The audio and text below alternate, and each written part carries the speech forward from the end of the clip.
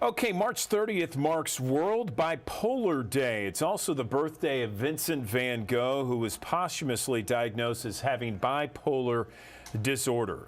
And let's talk a little bit ahead of World Bipolar Day with someone who knows a lot about the disorder, Dr. Gustavo Alva, a psychiatrist board certified by the American Board of Psychiatry and Neurology, joining us on the digital desk. Dr. Alva, good morning. Can you provide a little bit of background on bipolar disorder, what it is and what to look for, that sort of thing? I'm happy to describe this for you. So, bipolar disorder is a brain disorder that causes unusual changes with not just mood, but also behavior. Not an uncommon condition. 6 million adult Americans are affected by bipolar disorder, which means that about 2.1% of Americans will live with bipolar 1 disorder in their lifetime. And as the term implies, we see that there are episodes defined by manic episodes as well as depressive episodes when people experience bipolar 1 disorder. So it sounds like it's much more prevalent these days in the U.S., doctor.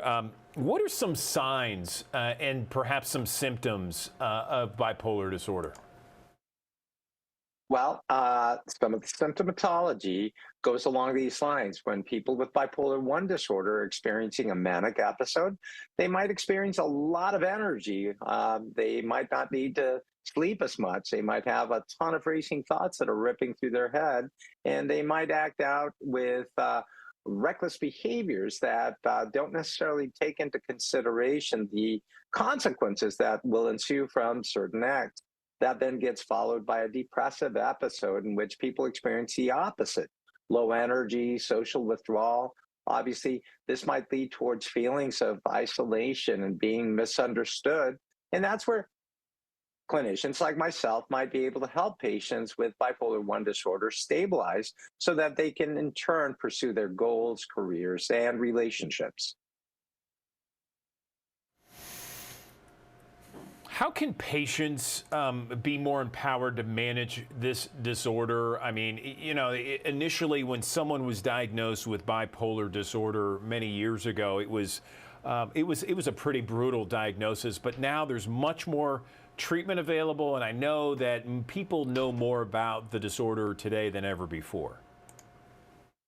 Which is critical, right? Obviously, for people to have a voice in their mental health management is probably going to land them the best outcome. So, speaking with one's healthcare provider is always going to be the best option. As we speak openly about mental health, we not only educate others, but we also help fight off stigma. And this is a treatable medical condition, and it's something that can actually be dealt with quite effectively.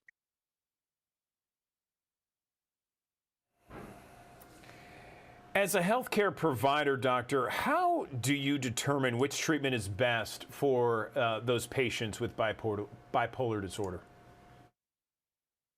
Well, everyone's a bit different, but clinicians like myself will typically approach a patient with bipolar 1 disorder and offer them an oral medication. Now, keep in mind that once somebody's been stabilized, the options then grow. So, somebody that's been stabilized with bipolar 1 disorder might be offered a long acting injectable. And the beauty with that is that now people don't necessarily have to worry about taking their medicine on a daily basis and can now focus on other areas of their life. So, it's really important for people to be well in tune with the options that are there for them and how we might be able to manage this condition best. In lieu of World Bipolar Day, Learn More BP1.com is a great resource for individuals to seek out more information. So Learn More BP1.com is a site I would definitely recommend. Okay, and let's talk a little bit about where people can get more information. You said BP1.com. Anywhere else? Yeah, so it's learnmorebp1.com. But certainly the National Institute of Mental Health offers a lot of different resources. But for this particular endeavor of World Bipolar Day, learnmorebp1.com, I think offers a phenomenal source for more information. So with World Bipolar Day approaching, is there anything that people can do to maybe mark the significance of that day? Absolutely. We talk about Vincent van Gogh. There's other people that are more contemporary, right? When you take a look at people like Winston Churchill, other individuals that are highly notable, these are individuals that have garnered a fair amount of attention, but they experienced a brain disorder that was causing changes with mood and behavior. And the nice thing, as you stated earlier, is that we have a better approach in dealing with this.